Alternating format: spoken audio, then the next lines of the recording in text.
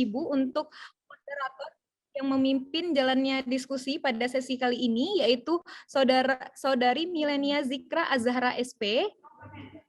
Berikut profil singkat dari Zahra, menyelesaikan pendidikan S1 di Agroteknologi Universitas Maliku Saleh dan S2 di IPB University Entomologis. Adapun organisasi yang pernah diikuti beliau merupakan bagian dari Bogor Science Club di International Affairs Staff tahun 2021 sampai dengan 2022. Bapak dan Ibu hadirin sekalian, saya akan langsung menyerahkan ini kepada moderator. Pada moderator dipersilahkan.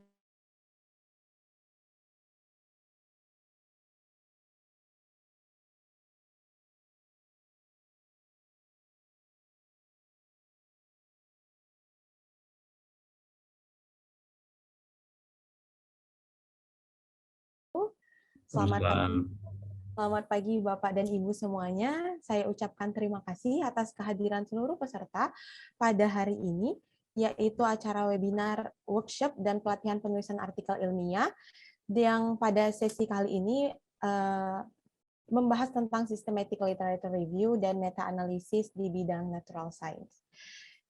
Saya ada pantun sedikit ya, ke hulu memotong pagar, jangan terpotong batang durian, cari guru tempat belajar, jangan jadi sesal di hari kemudian. Nah, sebelumnya saya ingin menyapa terlebih dahulu nih kepada pemateri kita pada hari ini, Bapak Taufik Chatna. Selamat pagi, Bapak. Halo, Sarah. Selamat pagi. Gimana kabarnya, Bapak? Insya Allah sehat ya, Pak, hari ini? Alhamdulillah. Oke, baik. Terima kasih saya ucapkan sebelumnya kepada Bapak atas kesempatan dan kesempatan waktunya untuk dapat bisa sharing informasi dan juga pengalaman beliau kepada kita semua di tengah-tengah kita pada hari ini. Nah, sebelum masuk ke sesi penyampaian materi, saya akan membaca sekilas latar belakang dari pemateri kita pada hari ini, yaitu beliau adalah Profesor Dr. Engineering Taufik Chatna STP MSI, lahir di Kota Padang Panjang 14 Juni 1970, memiliki latar belakang S1 dan S2 di IPB University dengan jurusan Teknologi Industri Pertanian dan melanjutkan studi magisternya di Information Engineering Hiroshima University. Nah, bisa kita lihat bersama-sama di layar, beliau memiliki current research interest-nya di bidang engineering ya. Nah, dan tak ingin berlama-lama lagi, mungkin kita bisa langsung masuk ke sesi kita pada hari ini. Sebelumnya, saya ingin menghimbau kepada seluruh peserta, apabila ingin memberikan pertanyaan, bisa langsung menuliskan pertanyaan di kolom chat, di sesi chatbox. Nah nantinya kita akan menyampaikan di sesi terakhir ya, di sesi diskusi setelah penyampaian materi. Nah, untuk kepada Bapak Taufik Chatna, dipersilahkan untuk waktu penyampaian materi sekitar 120 menit ya Bapak. Terima kasih.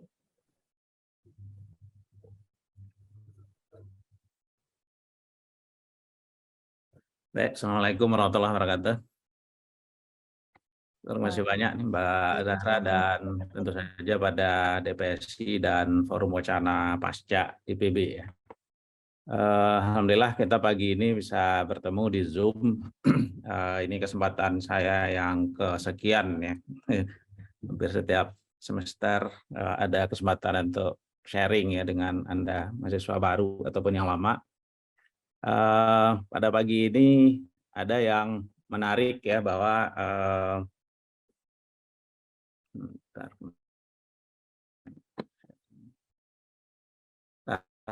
ini saya sharing dulu.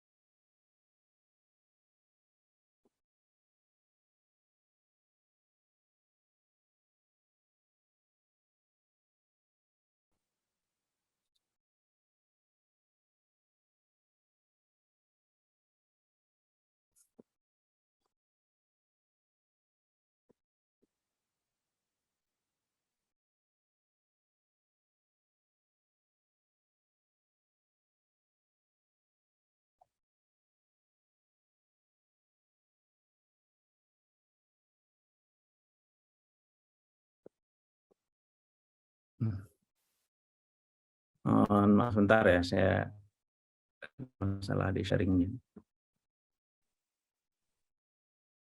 Baik, Bapak.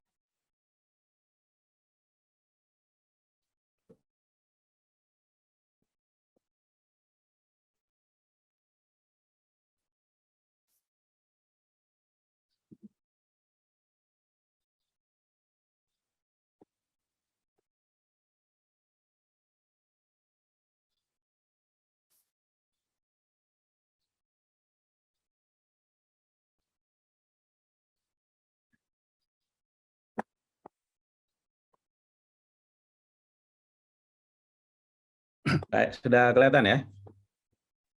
Sudah. Baik ya, jadi alhamdulillah pada pagi ini kita akan share ya untuk judul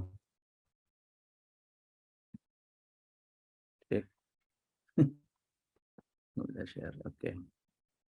Systematic Literature Review, meta-analisis untuk natural science ya. Jadi alhamdulillah pada pagi ini kita bisa ketemu nih pada kesempatan yang kesekian ya mungkin bagi saya. Ada beberapa juga yang saya lihat pernah sebelumnya ikut ya dalam sesi-sesi lain.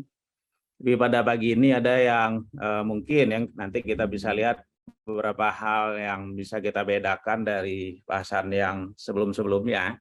Karena pada pagi ini tidak hanya saya bicara tentang systematic literature review, tetapi juga ada bahasan tentang meta-analisis ya, untuk natural science. Natural science yang kita maksud di sini itu tidak hanya untuk yang di bidang IPA saja, tapi tentu saja nanti yang berkaitan dengan teknologi dan engineering ya, dan mungkin juga ada beberapa yang terkait dengan information teknologi ya, sebagaimana latar belakang saya ya, seperti yang saya sampaikan tadi. Jadi ada 3 outline besar nih yang saya nanti akan bahas. Yang pertama adalah motivasi ya kenapa kita harus bahas bidang ini dan di mana pentingnya ya nanti Anda mengerjakan ya baik itu systematic literature review ataupun meta-analisis. Dan tentu saja karena saya yakin hampir semua Anda itu berasal dari S2 dan S3, ini merupakan pekerjaan yang menjadi bagian ya pekerjaan Anda ya, terutama yang S2 ya. S2 dan S3 ya. Baik ya, jadi pertama kita lihat apa saja sih yang menjadi motivasi kita kalau kita lihat ini sebagai bagian penting ya dalam proses Anda menyelesaikan studi Anda di S2 ya, apalagi S3 ya. Jadi yang pertama kalau kita lihat salah satu tantangan Anda nanti baik di S2 apalagi S3 adalah menghasilkan sesuatu pekerjaan yang kita sebut sebagai pekerjaan yang original dan mempunyai novelty. Di mana kalau kita berfokus pada 2 permasalahan itu, yaitu permasalahan adanya originalitas dan novelty dari pekerjaan Anda, maka mau tidak mau Anda harus memikirkan bidang apa sebetulnya yang sudah dikerjakan orang sampai saat ini. Jadi bayangkan misalkan ya bidang yang sudah dan sedang terus dikembangkan orang itu seperti bundaran ini ya misalkan, maka nanti kita akan lihat bahwa Anda sebetulnya sudah mulai untuk memahami bidang yang akan Anda pahami itu sejak dari SD sebetulnya ya. Cuman masih sedikit gitu ya, belum cukup dalam gitu. Jadi kalau misalkan nanti kita lihat bahwa sudah selama 6 tahun itu Anda belajar di SD, lalu Anda lanjutkan ke SMP barangkali dan ke SMA, kira-kira nanti bidangnya itu akan semakin dekat ya pada batasan ya yang dipahami oleh semua orang. Jadi apakah nanti Anda risetnya di entomologi ya, apakah di agronomi, barangkali juga itu di bidang-bidang MIPA ya, biologi, ya, computer science ya, kira-kira sudah semakin dekat ya. Sehingga pada satu waktu nanti Anda sudah memutuskan masuk dan ikut kuliah di S1, ya, di mana pada dasarnya kalau kita ingin lebih ideal ya target Anda untuk kuliah di S1 itu sebetulnya membangun kapasitas Anda dulu. Jadi membuat wadah atau media yang menjadi penciri Anda dengan yang lain. Jadi media atau wadah inilah yang kita sebut sebagai innovation capacity building yang Anda punya. Jadi dari sana secara jelas nanti Anda akan berbeda satu sama lain. Jadi ada yang kapasitasnya itu kuat, misalkan di entomologi molekuler, kali ada yang kuat di bidang engineering, ada macam-macam. Itu adalah kapasitas yang Anda bangun pada waktu Anda S1. Lalu Anda memutuskan untuk mengambil S2, di mana sebetulnya target Anda harusnya yang ideal itu Anda mempertajam kapasitas yang sudah Anda dapat ya di level S1 tadi. Itulah sebabnya ya ada proses di mana nanti Anda akan diharapkan untuk membangun apa yang disebut sebagai original work capacity building. Jadi artinya dari yang sudah Anda dapat di S1 itu Anda ikut kuliah lagi. Barangkali kalau rata-rata ya di IPB Anda ikut kuliah S2 itu selama 2 semester, maka kapasitas Anda nanti akan dipertajam ya dengan proses untuk menyusun tesis. Nah, bahasan inilah nanti yang akan kita lihat ya sebagai salah satu tugas Anda di dalam studi S2 Anda untuk menghasilkan yang disebut sebagai original work Anda. Jadi ada pekerjaan-pekerjaan asli ya, yang itu mungkin ya sebagian besar sudah dikerjakan orang juga, tapi ada porsi yang secara spesifik itu Anda bisa klaim itu sebagai pekerjaan yang original. Jadi ada itu yang bisa menyelesaikan barangkali ya untuk program tertentu itu cukup setahun saja. Misalkan kalau Anda kuliah di Inggris, itu kuliah saja ditambah barangkali beberapa penugasan. Sehingga nanti Anda mendapat gelar master. Tapi kalau di IPB Anda harus ikut kuliah itu sekian SKS ya, selama 2 semester atau bahkan ada yang 3 semester. Harapannya dengan target ini nanti memang Anda membangun ya, pekerjaan yang original sebagai pekerjaan hasil dari tesis Anda. Nah ini nanti yang menjadi gambarannya ya, bahwa Anda selesai master itu, kenapa namanya atau gelarnya master, itu melalui proses penajaman ya, di tesis Anda. Anda baca sekian banyak riset paper, ya, terutama jurnal dan proceeding. Ya, di mana nanti targetnya adalah bahwa Anda mencapai ya, batasan paling ujung dari pengetahuan yang dipahami orang ya, daripada bidang spesifik yang sudah Anda ambil. Barangkali yang di computer science itu sudah lebih fokus lagi misalkan ke machine learning-nya aja. Atau barangkali yang di engineering itu khusus untuk komponen mesin tertentu atau untuk formulasi optimasi tertentu. Maka proses Anda belajar membaca dan nanti melaporkan hasil pekerjaan inilah nanti yang bahasan kita hari ini sebetulnya. Jadi membangun kemampuan Anda, di mana Anda yakin pada waktu Anda lulus di master itu sudah di ujung ya paling akhir yang dikerjakan orang ya minimal ya dalam waktu 1 semester atau berapa bulan ya sebelum Anda lulus itu. Gitu. Nah itu kira-kira yang bisa kita kerjakan nanti, terutama adalah dengan membaca ya, mereview lagi ya, mungkin kalau dengan beberapa bimbingan yang biasa kami lakukan ya, Anda harus membuat presentasi ya dari 1 paper atau 2 paper yang berkaitan, dan nanti Anda tunjukkan ya bahwa Anda mengerti dan paham dengan apa yang terkandung ya pada judul tertentu itu. Gitu. Sehingga begitu Anda pilih nanti untuk menjadi doktor, maka pekerjaannya tidak cukup hanya sampai di sana. Ya. Nah inilah nanti yang menjadi target Anda, bahwa Anda tidak bekerja hanya sampai menghasilkan satu pekerjaan yang original saja, tetapi lebih lanjut lagi, Anda harus menghasilkan sesuatu yang baru, atau novelty. Ya. Atau Anda harus menghasilkan sesuatu inovasi. Ya. Jadi kita nanti akan mempertukarkan istilah antara novelty dengan inovasi ini. Jadi kalau Anda yang sekolah S3, maka pekerjaannya tidak bisa berhenti dari sana aja. Anda harus menggedor ya batasan paling luar tadi itu sampai Anda tahu di mana sebetulnya celah yang mau Anda ambil. Nah, celah persisnya itulah nanti ya begitu Anda review lagi ya, bikin sekian banyak ya review yang terstruktur, yang sangat sistematis yang nanti Anda lakukan itu dengan dosen bimbing atau tim bimbing, maka nanti semua akan sepakat bahwa inilah yang disebut sebagai celah Anda. Jadi benjolan kecil inilah nanti yang kita klaim itu sebagai benjolan yang akan menghasilkan pekerjaan PhD. Nah, di mana di sana nanti Anda harus buktikan ya ada sekian banyak capability, kapasitas yang spesifik, ya karakteristik, ya performance yang nanti betul-betul ya kita sebut sebagai innovation original work-nya kita. Jadi tidak lagi hanya membangun original work-nya saja, tetapi yang harus Anda dapatkan nanti di level doktoral itu adalah menghasilkan kebaruan. Seberapapun nanti kecilnya celah ini, itu Anda harus tunjukkan bahwa memang itulah yang menjadi kontribusi doktoral Anda. Jadi kalau kita lihat ada benjolan kecil itu, dia nanti akan berpengaruh pada bidang keseluruhan ya dari yang Anda kerjakan di level doktoral. Jadi selama ya bisa paling pendek ya itu kalau dari aturan di Indonesia itu bisa selama 24 bulan ini Anda bisa selesaikan.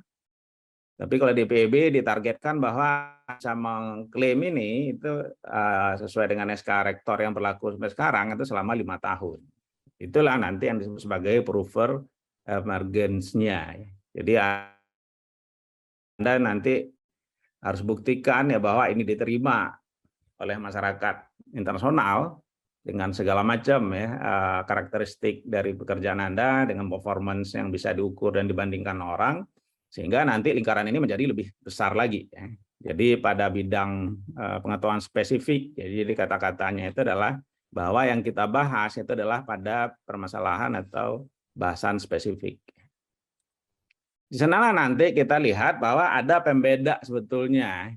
Ya, ini nanti barangkali bisa jadi diskusi kita yang lain, karena nanti kalau Anda bekerja itu pada proposal master, maka targetnya itu harus originality. Sementara kalau Anda mengklaim bahwa pekerjaan nanti yang Anda tawarkan ke dosen bimbing dan penguji Anda di level doktoral, maka pekerjaannya itu harus mengandung novelty. Dan dua-duanya itu harus dibuktikan dengan bahasan yang akan kita bahas hari ini, yaitu melalui systematic literature review dan kalau mungkin itu kita tunjukkan juga itu dengan meta analisis. Jadi yang minimal requirement-nya itu adalah bahwa pekerjaan Anda nanti itu rata-rata semua dari S2 dan S3 itu harus mempunyai originality, ya, bahwa keoriginalannya itu berbasis ya, pada fakta ya, dengan menghindari hal-hal yang tidak perlu atau berulang. Sementara kalau di level doktoral itu Anda harus tunjukkan bahwa ada yang sifatnya itu sangat dekat ya pada inovasi. Nah, ini nanti bisa kita diskusikan lebih lanjut. Itulah sebabnya itu saya selalu sampaikan ya yang menjadi semacam apa ya resep ya yang mudah nanti kita ikuti adalah bahwa pekerjaan di level master ataupun doktor akan selalu kita berada pada dua permasalahan, yaitu ada pada faktanya, pada data-data apa yang kita pakai, dan yang kedua adalah pada ide ya, atau proses atau metodologi yang kita tawarkan. Jadi yang paling ideal tentu saja nanti ya baik di S2 ataupun yang di S3 adalah Anda menghasilkan fakta atau data-data baru. Dan Anda juga mengusulkan metode, cara-cara baru ini yang paling ideal. Nah, kalau pekerjaan ini Anda bisa selesaikan, ini yang kita sebut nanti sebagai breakthrough research. Jadi boleh nggak nih S2? Ya boleh saja kalau mampu. Tapi S3 itu sangat disarankan. Nah, untuk banyak hal ya, tentu saja nanti ini tidak sederhana. Ya. Karena kalau di bidang natural science, kita nanti akan berhadapan dengan banyak sekali keterbatasan alat, misalkan ya kalau di Indonesia barangkali juga kita nanti akan mempunyai banyak sekali keterbatasan waktu juga ya, beda dengan di negara-negara maju barangkali ya dari sisi peralatan dan barangkali juga kesempatan kita untuk bisa mempunyai sumber ya atau resource ya, untuk mengembangkan metodologi itu cukup luas. Maka pola yang kedua dan yang ketiga lah nanti itu yang mungkin ya bisa Anda lakukan. Ya, jadi untuk S3 itu harusnya itu pada new fact dan mungkin ya dibolehkan menggunakan beberapa metodologi lama gitu ya. Itu juga nanti untuk S2 mungkin nanti Anda akan menggunakan fakta baru dengan metode baru. Fakta-fakta lama ya. Yang tidak boleh adalah yang dua-duanya. Karena kalau dua-duanya itu level originalitasnya pasti nggak ada lagi ya. Jadi kita akan mengklaim level originalitasnya itu dibatasi pada salah satunya ada yang baru. Jadi nggak boleh kalau dua-duanya lama ya. Itu kira-kira acuannya. Sehingga mau tidak mau Anda harus memastikan bahwa input ya bagi kita ya untuk melakukan systematic literature review itu. Minimal itu ada 4 kemungkinan ini. Yang pertama adalah yang dianggap sebagai source yang sangat disarankan ya atau most respected source ya. Jadi harapannya nanti kalau Anda mau mulai melakukan systematic literature review harusnya sampai 80% itu berasal dari jurnal-jurnal yang sangat kredibel. Ya, jadi most credible jurnal atau most credible proceeding. Kalau di Scopus itu ditandai dengan levelnya di Q1 sampai Q3. Jadi bisa itu yang diutamakan itu adalah jurnal dan proceeding ya, yang terindeks. Tentu saja yang terindeks hanya jurnal saja, tapi kalau untuk proceeding nanti Anda bisa cek ya pada asosiasi penyelenggaranya. Berapa persen itu tingkat penerimaannya ya.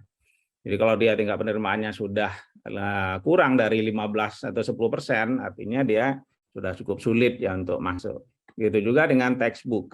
Barangkali juga nanti sumbernya bisa berasal juga itu dari laporan-laporan badan pemerintah yang kredibel. Kalau di Indonesia barangkali bisa dari laporan-laporan rutin dari Bappenas misalkan ya, atau dari badan-badan riset di bawah BRIN ya kalau sekarang gitu. Itu harusnya 80%-nya. Lalu yang kedua itu adalah yang ya kita anggap itu ya di bawahnya. Ya oke lah untuk digunakan porsi tidak lebih. Ya, dari sana nanti kita bisa lihat itu masih mungkin ya kalau itu memang tidak ada alternatif lain bagi Anda juga gitu proceeding yang dikeluarkan oleh asosiasi yang terkait dengan bidang keilmuan. Jadi misalkan kalau di bidang saya itu yang dari IEEE, dari SIM gitu ya. Atau dari laporan badan riset yang terkenal yang gede-gede ya. Jadi ya termasuk juga barangkali yang secara internasional sudah diakui ya. Jadi misalkan Deloitte ya atau yang dari IBM atau dari perusahaan atau badan riset yang kita anggap itu mempunyai kredibilitas yang cukup tinggi. Lalu yang ketiga itu adalah yang kalau bisa saya nah, ini yang sampai 5%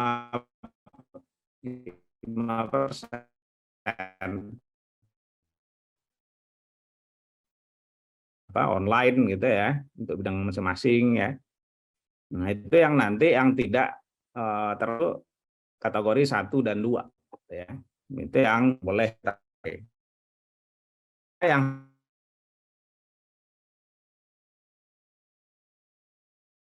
bukan ya sumber ilmiah ya. Jadi misalkan dari wiki atau dari jurnal-jurnal yang kita kategorikan termasuk dalam list yang predatori. Nah itu kalau bisa sih jangan digunakan ya, karena dianggap kredibilitasnya itu tidak cukup kuat. Nah itulah yang kita anggap sebagai input. Ya, jadi kalau ditanya, ini bahan nih kita pakai, nah maka jawabannya kira-kira seperti ini. Nah, sehingga nanti target kita dalam melakukan critical review ini harusnya betul-betul disupport atau disokong oleh sumber ya, saintifik yang reliable. Dan target kita itu adalah untuk mengidentifikasi, ya khususnya nanti ada 4 tahap nanti yang saya usulkan ya untuk bisa kita coba sampai nanti ke sintesa sehingga semua studi yang relevan itu bisa kita cover ya, dan kita lihat kalau targetnya di SLR itu adalah untuk melihat celahnya. Nah, syukur-syukur nanti Anda juga sudah mulai mengeksplorasi ya, sumber-sumber yang sifatnya salah 3 ya dari 4 tadi itu menggunakan software-software yang di IPB ya, terutama itu nanti juga bagi yang belum ya, menurut saya bisa Anda coba ya. Jadi ada Citavi namanya, ada Publish or Perish, JabRef ya, EndNotes ini yang berbayar ya, Mendeley dan Foursquare itu yang gratis ya. Jadi software ini harusnya nanti bagi yang tertarik untuk mencoba SLR, ketika review Anda bisa install.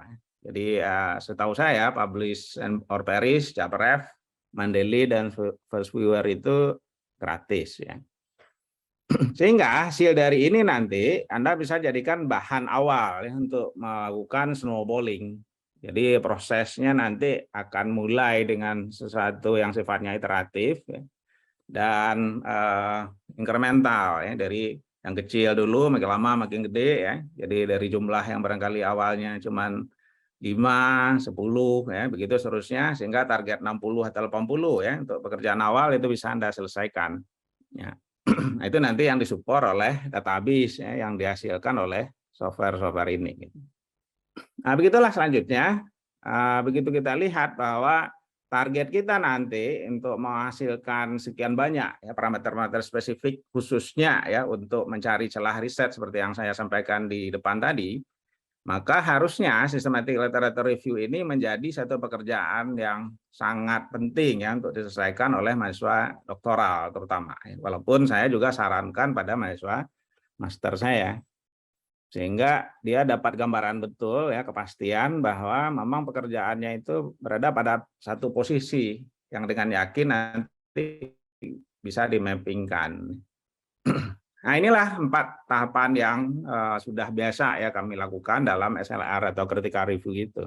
Jadi kalau Anda lihat ya pada layar ini, kita mulai dengan mensumarisasi, terutama nanti dengan pekerjaan mengklasifikasi dan menjelaskan ya apa-apa saja ya, terutama nanti saya setelah slide ini juga akan sampaikan mana yang sifatnya terlalu banyak perulangannya, itu nanti kita akan kelompokkan ya sebagai bagian yang terlalu banyak repetisi, dan kita klasifikasikan juga itu pada sekian banyak parameter amatan yang memang tertarik untuk kita lanjutkan ya. Itu disebut sebagai tahapan sumarisasi. Nah, nanti juga akan kita lihat itu tahapan kedua dalam cara kita mensintesa isunya. Bisa kita dengan melakukan clustering ya atau penggerombolan, nanti Anda mengagregat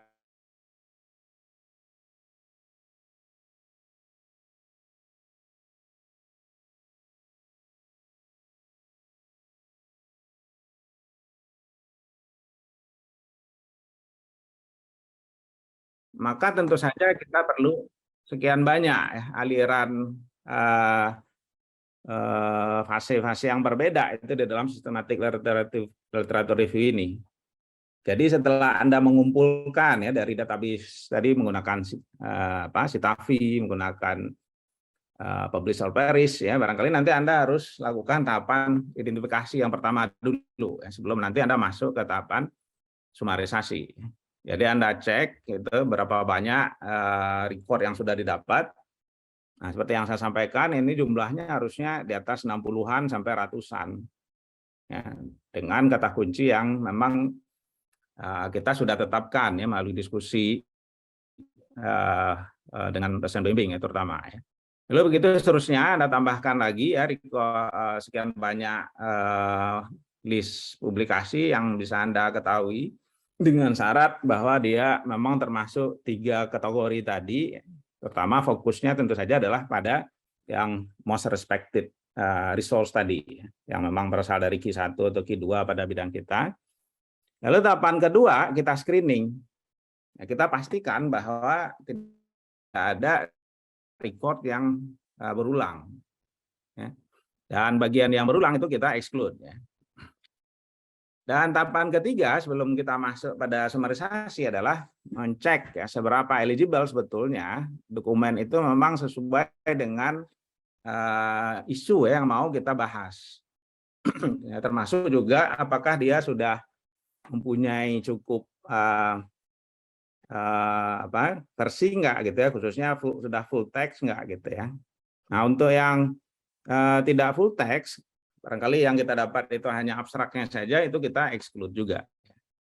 Nah, tentu saja proses-proses ini memerlukan waktu dan energi Anda untuk baca dan baca lagi. Jadi tidak semua itu bisa kita serahkan pada software tadi, karena softwarenya hanya akan membantu Anda itu secara software engineering ya, dari proses Anda melakukan searching sebetulnya lebih banyak gitu. Sehingga dari sana nanti kita bisa dapatkan mana sebetulnya poin-poin atau parameter yang bisa kita sintesa itu dalam tahapan di yang kedua nanti. Jadi kalau ini kita lanjutkan itu kita bisa sampai pada meta analisis. Nanti kita lihat. Nah, ini contoh bagaimana kita melakukan summarisasi. Jadi setelah Anda baca nanti kita bisa melakukan klasifikasi dan menerangkan ya pada spesifik domain. Ya, jadi misalkan untuk kasus ini yang berkaitan itu dengan bahasan di bidang saya ya, misalkan di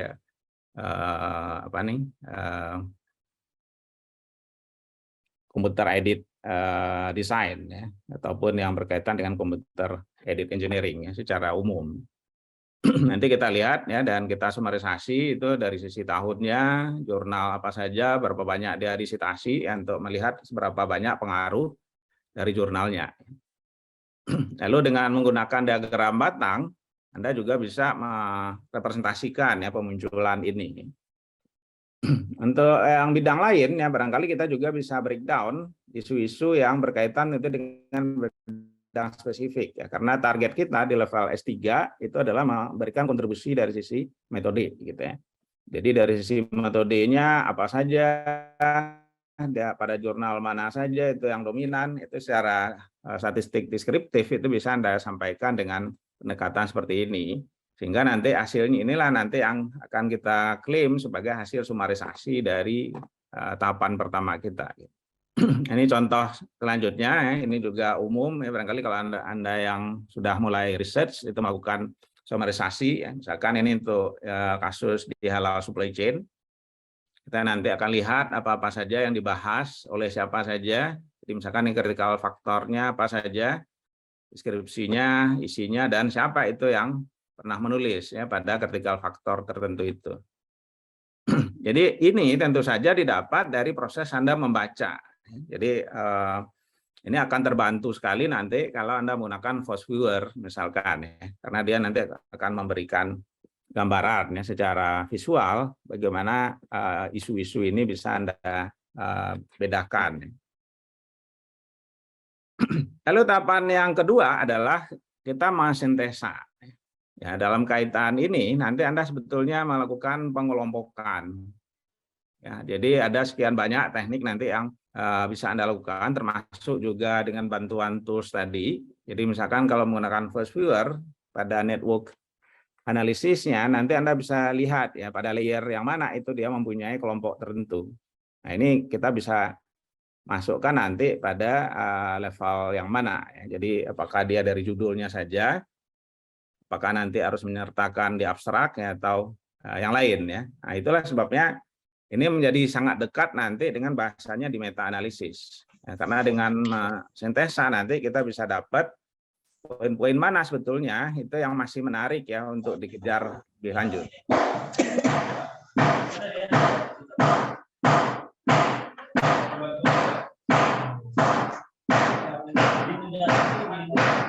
Halo, itu ya.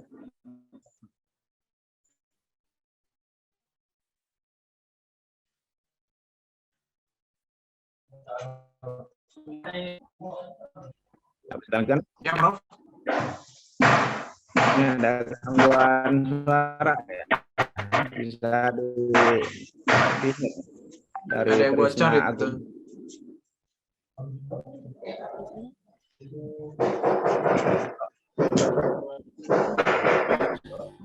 Kalau Mbak Aulia bisa di mute itu gangguannya. Sudah Bapak. Maaf sebelumnya, Pak. Baik ya. Jadi dari tahapan kedua ini nanti itu Anda akan dapatkan kira-kira isu apa yang bisa kita lanjutkan ya pada tahap komparasi. Jadi dengan tahapan seperti ini Anda bisa melihat apakah itu dari sisi klaster permasalahannya ataupun dari kelompok parameter yang menurut Anda mau Anda fokuskan. Nah, jadi ya kira-kira akan seperti ini. Ini contohnya dari pekerjaan mahasiswa doktoral saya sebelumnya. Sehingga nanti kita sudah tahu kelompoknya itu dalam bentuk diagram Venn ya, misalkan akan mempunyai agregasi seperti ini. Dan ini akan dengan menarik sekali kalau Anda tulis itu dalam satu paper ya yang khusus untuk mengarahkan orang untuk melihat klaim celah riset yang Anda dapat itu yang dari sisi mana ya, begitu kita sudah mengcompare-nya. Nah, jadi yang kita maksud dengan mengcompare ini adalah kita membandingkan semua key performance indikator ya atau critical indikator ya pada bidang spesifik Anda. Dan kita bisa meranking yang mana sebetulnya yang masih lemah ya, tentu saja itu yang akan kita klaim itu pada tahapan terakhir. Jadi di tahapan komparasi ini bisa saja Anda bikin itu dalam tabulasi seperti ini, membandingkan itu pada model yang berbeda-beda, dan bisa juga kita lihat di sisi mana itu yang masih banyak sparse-nya ya, nilainya itu belum ada ya, belum dikerjakan orang sama sekali. Ini adalah tahapan yang ketiga dalam systematic literature review. Sehingga dari sini nanti kita bisa klaim celah riset yang betul-betul nanti mau Anda kerjakan. Jadi akan sangat baik nanti kalau ini semua Anda dokumentasi dalam bentuk draft publikasi. Sehingga rekam jejak dari hasil riset Anda itu sudah diklaim dari awal. Jadi jangan ditunggu sampai Anda kuliah 3 atau 4 tahun dulu. Ya, jadi akan lebih baik itu kalau di semester 3 paling lambat ya Anda sudah mengklaim ya celah riset mana sebetulnya itu yang Anda akan lakukan. Sehingga dari satu draft systematic literature review itu bisa menjadi satu setoran ya publikasi internasional, dan Anda bisa lanjutkan dengan melaporkan lagi ya di publikasi selanjutnya dengan sitasi ya tentu saja dari hasil sistematik atau critical review yang Anda dapat. Jadi ini adalah yang nanti biasanya ditunggu betul ya pada waktu Anda ujian tertutup ataupun dari seminar, posisi persis Anda itu sudah sampai di mana sebetulnya gitu ya. Jadi kalaupun nanti Anda breakdown itu menjadi beberapa paper dari celah riset yang Anda klaim pada tahapan terakhir ini itu sudah sangat kuat ya. Jadi orang tidak lagi menganggap bahwa pekerjaan Anda yang hanyalah perulangan yang tidak mempunyai originality, apalagi itu kalau dilihat itu sebagai pekerjaan yang duplikasi ya dari pekerjaan-pekerjaan yang sudah banyak dilakukan orang sebelum Anda. Nah itu kira-kira yang kita bahas untuk pekerjaan di systematic literature review. Jadi kalau Anda lihat tadi, dari 4 tahapannya, secara umum kita nanti akan melibatkan pendekatan-pendekatan yang sifatnya statistik deskriptif. Ya, jadi secara umum nanti akan kita lihat kemunculan ya, seberapa banyak nilai maksimum atau nilai rata-rata ya dari satu parameter amatan atau indikator utama. Tentu saja nanti pada saat yang bersamaan Anda harus buktikan ya bahwa celah itu memang punya Anda gitu, yang nanti Anda klaim dan itu belum pernah dikerjakan orang pada waktu Anda mengcompare ya. Jadi di tahapan itu nanti menjadi sangat perlu untuk meyakinkan reviewer Anda. Jadi pada waktu Anda submit jurnal paper yang judulnya Systematic Literature Review ini, tentu saja nanti reviewernya akan sangat berkepentingan untuk memastikan ya bahwa pekerjaan Anda ini originality-nya tinggi dan mempunyai landasan dari sisi komparasi dan klaim yang kuat gitu. Nah, itu kira-kira yang kita lakukan pada waktu kita melakukan systematic literature review. Baik ya, sekarang kita lanjut itu pada bahasan kita selanjutnya itu tentang meta analisis. Jadi sebetulnya kalau dilihat di diagram awal tadi ya yang sudah saya sampaikan di depan, meta analisis itu adalah bagian dari review gedenya. Jadi kalau review apapun ya atau literatur review apapun itu bisa kita lakukan, maka bentuk yang lebih spesifiknya kita sebut sebagai systematic literature review. Dan yang paling spesifik pada isu-isu terpenting ya dari hasil pekerjaan mereview kita itulah nanti yang kita sebut sebagai meta analisis ya. Jadi untuk beberapa paper tentang literature review itu biasanya juga mereka gabungkan ya, antara systematic literature review dengan meta analisis. Tapi ada juga yang memang secara sengaja itu memisahkan sama sekali dengan target bahwa di systematic literature review yang dituju adalah klaim celah riset yang mau dilanjutkan, sementara di meta analisis itu sebagai hasil awal riset yang sedang atau akan dikerjakan. Jadi ini dua-duanya memiliki kekuatan untuk menghasilkan publikasi ya pada Anda dan sekaligus mengklaim ya tapak riset yang betul-betul nanti akan Anda kerjakan yang beda sama sekali dengan yang lain. Jadi dari sisi originality-nya sudah pasti ini bisa kita klaim. Baik ya, jadi kita masuk sekarang dari sisi definisi dulu. Jadi kalau dari yang saya sampaikan tadi, bahwa meta analisis itu adalah analisis statistik sebetulnya, di mana datanya itu berasal dari sekian banyak studi ya yang kita ambil dari sebetulnya kalau mudahnya supaya nggak berulang Anda bisa ambil cuplikannya itu dari systematic literature review Anda, tetapi dengan fokus yang lebih jelas ya.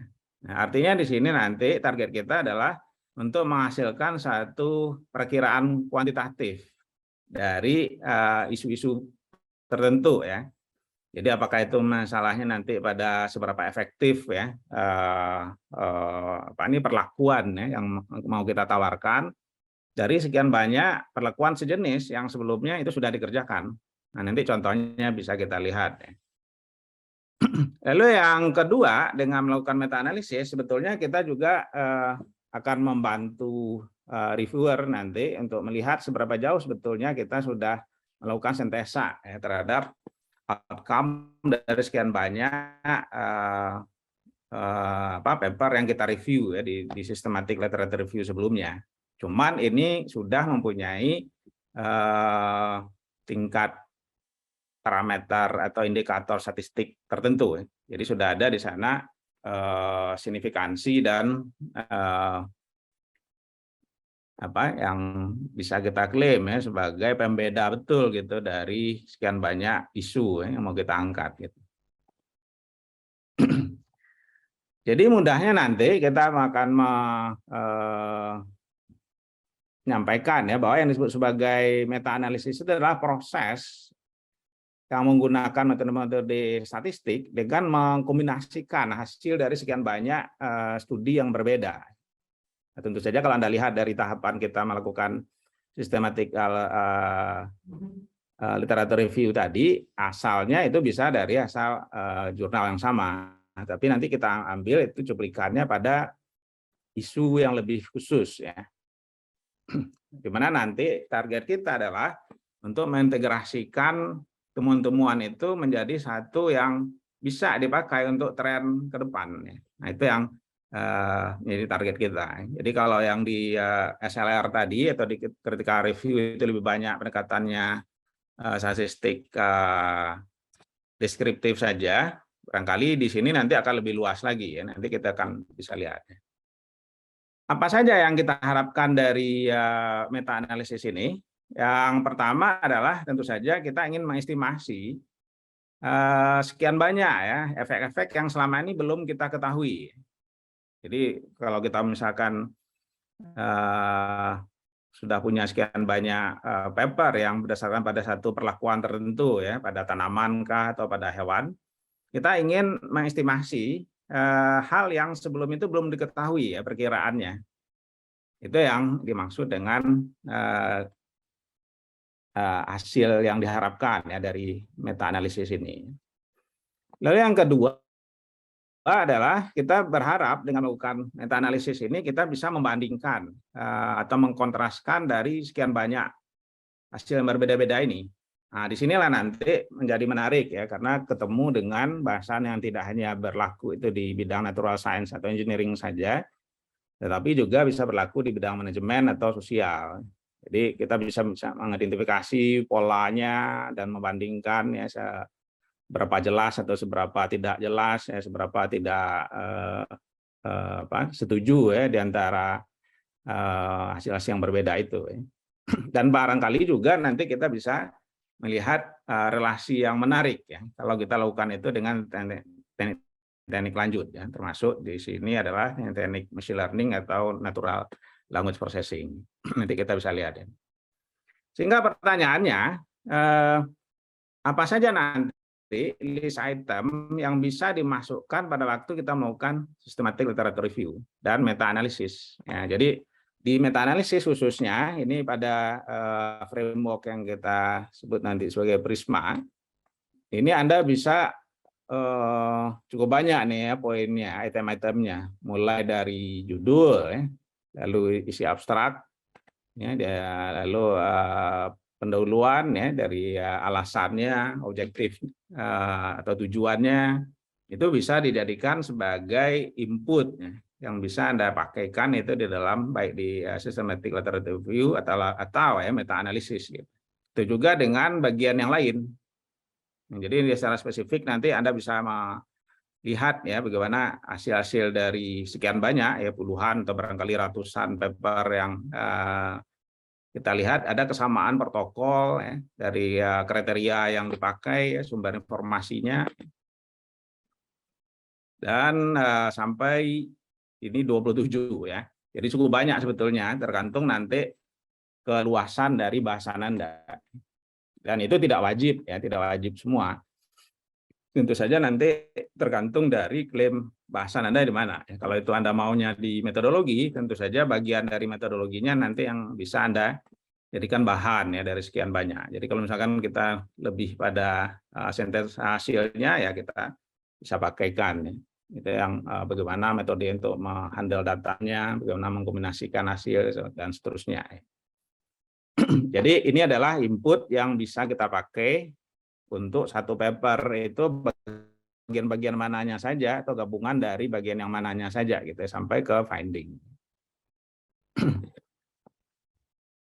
Nah ini untuk penekanan ya. Jadi walaupun ya di awal-awal orang melihat bahwa ini lebih banyak itu misalkan dipakai di bidang kedokteran ya, di bidang kedokteran hewan ya, tetapi kalau Anda lihat di di source online ya seperti di semanticscholar.org itu tidak dibatasi hanya pada bidang kedokteran atau kedokteran hewan atau biologi saja, tapi lebih lanjut lagi bahwa meta-analisis itu juga dipakai itu di bidang engineering, termasuk juga di supply chain, di logistik itu juga ada. Bagaimana cara kita untuk menggabungkan hasil-hasil ini dari sekian banyak bagian yang ada di checklist, itu nanti tentu saja Anda harus baca dulu ya isu mana sebetulnya itu yang menarik itu untuk dibahas dengan jumlah data yang cukup juga. Jadi di sana nanti kita akan lihat bahwa pendekatan statistik mana nanti yang akan kita pakai tergantung dari sekian banyak literatur yang kita punya. Apakah itu di bidang spesifik itu di kedokteran aja atau di supply chain atau di machine learning ya tentu saja nanti bisa kita lihat. Beginilah kira-kira nanti bagaimana kita melihat hubungan antara riset utama kita dengan SLR dan meta-analisis. Ya, jadi kalau di bagian ini nanti kita bisa masukkan, maka hubungannya kira-kira akan seperti ini. Jadi misalkan untuk di bidang biologi misalkan ya, maka yang paling atas itu adalah systematic literature review dan meta analisis ya. Nah, di bawahnya ini itu adalah report-report yang sifatnya lebih umum ya. Jadi yang itu dihasilkan dari publikasi, Anda bisa dapatkan ini sekian banyak ya. Yang paling bawah ini yang sangat tidak disarankan ya, karena itu tidak sepenuhnya itu kita anggap sebagai hasil dari riset utama. Jadi nanti kita akan lakukan ya tahapan di mana nanti kita akan ambil salah satu, misalkan contohnya di sini untuk studi sel hewan misalkan ya. Lalu nanti kita akan lakukan pembangkitan hipotesa, kita uji hipotesanya dengan teknik statistik tertentu, ini yang disebut sebagai primary research-nya kita. Setelah ini banyak banget nih bahan yang kita kumpulkan ya melalui systematic literature review kita tadi ya, kita akan lihat hasil ini sebagai siap ya untuk dibawakan pada secondary primary research kita ya, pada secondary research kita ya. Nah, jadi nanti ini kita uji lagi ya. Jadi kurang lebih tahapannya sama tapi dengan pendekatan yang beda ya. Nah, ini ada beberapa metodologi, permasalahan metodologi itu yang ada pada meta analisis ya. Tentu saja nanti ini harus dicek ya, pada bidang berbeda nanti beda juga ya bahasannya. Jadi kalau Anda di biologi ya atau di teknik kimia ya, di kimia ya tentu saja nanti ada teknik yang spesifik ya bisa kita gunakan gitu. Tapi secara umum tahapan dari meta analisis ini akan terdiri seperti ini. Jadi sama dengan waktu Anda menyusun proposal, maka Anda harus formulasikan secara spesifik apa yang kita sebut sebagai riset question-nya kita. Ya, lalu Anda identifikasi literatur yang relevan itu berasal dari mana saja. Ya, kalau tadi Anda sudah ikuti ya penjelasan saya sebelumnya, akan lebih bagus kalau sudah diselesaikan dulu systematic literature review ya pada bidang itu. Sehingga nanti Anda dengan mudah nanti mengambil bagian mana dari komparasi yang secara spesifik itu sudah Anda pahami. Ya, jadi misalkan kita dapat 60 atau 80 paper di systematic literature review-nya, Anda bisa ambil separuh itu yang secara spesifik itu sangat relevan ya, pada isu yang mau kita kerjakan. Lalu di tahapan ketiga itu Anda mengekstrak dan mengkonsolidasi, termasuk tadi ada beberapa tahapan yang kita sebut sebagai tahapan sintesa tadi. Jadi kalau kita bisa sebut ya bahwa pekerjaan meta analisis ini sebetulnya hampir separuhnya itu bisa selesai kalau Anda bisa menyelesaikan systematic literature review-nya dengan bagus ya. Jadi kita mensintesa hasilnya dan kita bisa dapatkan ya hasil dari pekerjaan dan yang bisa kita simpulkan, dan nanti kita bisa sintesa ya pengetahuan baru apa saja yang sebelumnya kita belum dapat ya dari data-data yang kita ambil ya, apakah itu dari pembahasannya, dari metodologinya, atau yang lain ya, dengan checklist yang tadi saya sampaikan. Sehingga nanti kita akan memerlukan sekian banyak strategi untuk men-search dan menseleksi. Ya, jadi kalau hari ini mungkin sudah sangat mudah ya dengan akses tools-tools tadi yang saya sampaikan ya. Jadi misalkan kalau Anda menggunakan publish all perish ya, misalkan nanti Anda bisa juga masukkan operator booleannya pada waktu di search, sehingga nanti dia bisa memisahkan betul ya bagian mana sebetulnya yang mau Anda ambil ya dari judul tertentu atau yang berisi abstrak tertentu ya dari bagian yang Anda mau ambil gitu. Nah, ini kira-kira tahapannya. Jadi contohnya ini pada kasus di salah satu paper ya yang saya sebutkan tadi mengenai pendekatan prisma. Jadi kita bisa mulai itu dengan mencek ya berapa banyak dari satu jurnal itu kita dapatkan isu tentang intercellular ATP concentration misalkan ya. Lalu kita lihat berapa yang duplicate ya, sehingga jumlahnya itu akan berkurang. Itu seterusnya nanti sehingga yang eligible itu yang berkaitan dengan ini itu yang siap nanti kita lakukan uji-uji statistik selanjutnya. Ya, jadi ini kira-kira yang dimaksud dengan proses kita melakukan search dan selection strategy itu. Gitu. Nah, ini adalah salah satu contoh framework. Jadi di dalam meta analisis itu banyak sekali framework yang ditawarkan. Jadi Anda bisa gunakan Prisma, model yang cukup umum yang sudah diperkenalkan sejak tahun 2009 ya kalau nggak salah. Tapi pada masing-masing bidang itu juga ada ilmuwan yang menawarkan banyak lagi itu pendekatan-pendekatan yang berbeda. Jadi silakan nanti Anda lihat yang cocok bagi Anda dan yang secara umum itu dipakai di mana. Jadi misalkan ada yang namanya MATLAB, ini yang berbasis pada pemrograman di MATLAB. Ya, mulai itu dari data extraction, kita memfitkan model, ya, lalu kita menyiapkan data yang kita dapat. Dan sambil jalan nanti kita akan lihat ada 3 pekerjaan secara paralel ya. Jadi mencek keheterogenannya, melakukan meta analisis dan meta regression. Nah, ini tekniknya nanti saya sampaikan ya. Jadi misalkan nanti ada sekian banyak model-model yang biasanya itu dipakai untuk memeriksa ya relasi kompleksitas di antara basic science-nya dulu. Nah, tentu saja nanti Anda harus eksplorasi ya data dari masing-masing paper yang sudah kita saring tadi. Jadi kalau ilustrasi saya tadi dari 40 ya barangkali yang betul-betul akan kita pakai barangkali belasan ya yang datanya bisa kita lihat itu sebagai bagian dari kita melihat relasi kompleks ya di antara isu-isunya.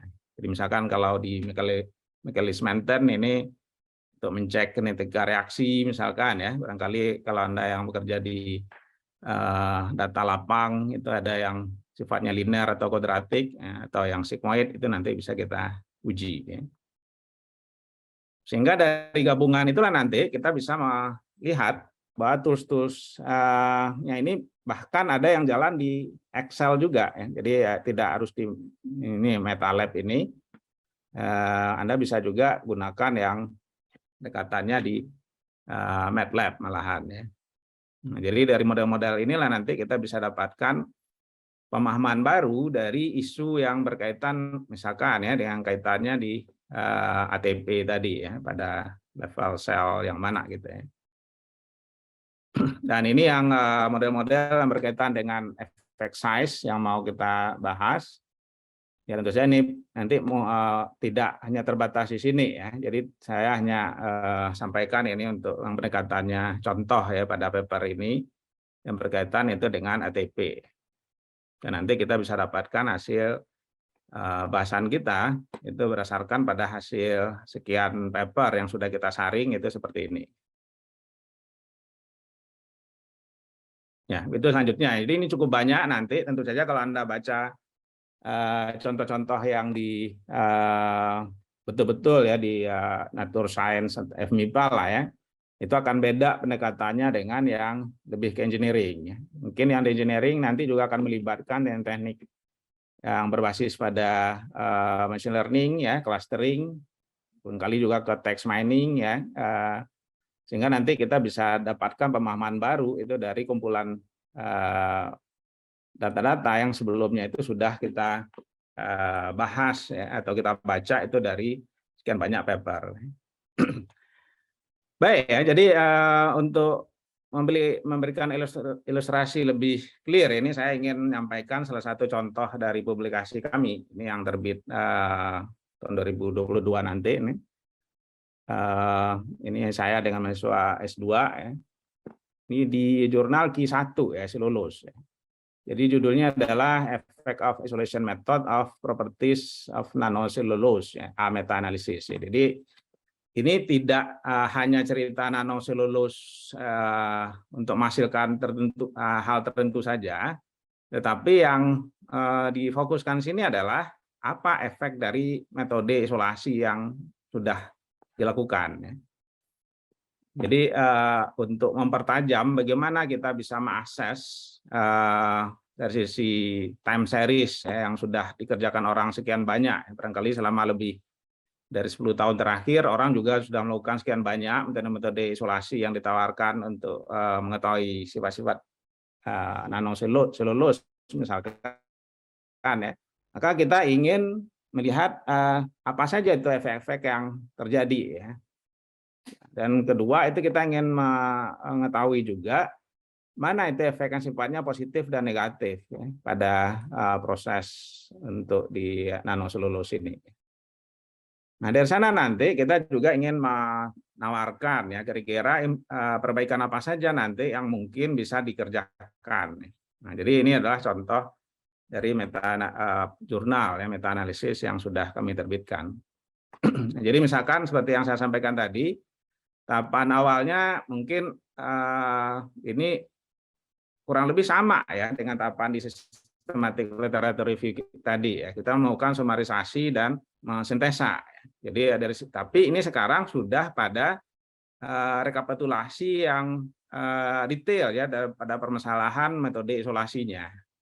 Ya, jadi misalkan yang berkaitan dengan diameter itu berapa banyak studi yang sudah dikerjakan, ya, lalu itu siapa saja yang mengerjakan. Ini kurang lebih sama ya dengan contoh yang tadi saya sampaikan di systematic literature review. Tapi ini kita tarik itu sebagai bagian dari systematic literature pada meta analisis gitu. Begitu selanjutnya, Anda sudah asumsinya kita sudah mengumpulkan ini dalam database ya, yang kita simpan itu misalkan dengan VoiceViewer ya, ataukah itu di yang lain ya dengan Mendeley misalkan yang umum ya, bisa di PB dipakai juga, sehingga dari sana nanti kita bisa merekapitulasi tahapan awal kita untuk menguji dan mengenerate hipotesa awal kita. Jadi dari hipotesa kita ini nanti kita akan uji ya dengan rumus-rumus yang tadi. Nah, ini tahapan selanjutnya ya. Lalu kita lihat ini parameternya apa saja ya pada sekian banyak statistical value missing ya yang ada. Nah, ini kan lagi-lagi sebetulnya juga summarisasi sebetulnya ya kalau kita sebut itu dalam systematic literature review. Dan kita mulai nanti mendekati lebih ke tahapan untuk menguji ya hipotesa kita dengan teknik regresi ya, sehingga ke depan kita bisa dapatkan prediksi apa saja yang bisa kita usulkan sehingga bisa memperbaiki proses yang biasa ya dilakukan orang dalam metode isolasi nano. Baik ya, jadi dengan demikian nanti kita bisa simpulkan hasil dari diskusi kita sejak jam 8.25 tadi, bahwa yang dipentingkan dalam dua pekerjaan ini tentu saja Anda harus yakin ya melakukan proses reading and comprehension ya. Jadi Anda harus kumpulkan paper sebanyak mungkin dan semengerti mungkin dulu ya pada bidang yang Anda klaim ya, apakah bidangnya engineering banget atau natural science banget ya, dan Anda tahu ya kontribusi dari masing-masing paper itu apa saja sebetulnya yang mau kita ambil. Ya, dari checklist tadi Anda bisa pilih yang bagian mana saja. Dan kedua proses ini sebetulnya akan lebih bagus kalau Anda mulai dengan systematic literature review dulu. Karena kita di systematic literature review targetnya lebih ke mengklaim celah mana sebetulnya yang bisa kita jadikan untuk studi lanjut kita. Bisa itu untuk S2 ataupun S3. Lalu yang meta analisis kalau kita lihat tadi dengan melanjutkan pekerjaan kita di systematic literature review tadi, Anda bisa menghasilkan pemahaman baru, termasuk juga memprediksi atau estimasi lah ya, apa saja sebetulnya yang bisa kita simpulkan ya, dari hipotesa tentang sekian banyak isu spesifik ya pada bagian-bagian tertentu yang menurut Anda bisa Anda pahami ya dari kumpulan database jurnal yang sudah Anda baca. Itu ya kira-kira kesimpulan yang bisa kita ambil. Tentu saja nanti Anda sudah mulai meraba-raba ya, dan saya minta ini diperjelas apa bedanya antara sekedar tinjauan pustaka dengan systematic literature review dan meta analisis ya. Harusnya Anda sudah dapat gambaran lebih clear ya dari apa yang saya diskusikan tadi ya. Baik ya, sekian dulu ya, kita punya cukup waktu nih untuk diskusi lebih banyak ya, untuk isu ini. Untuk sesi ini saya cukupkan. Terima kasih. Assalamualaikum warahmatullahi wabarakatuh.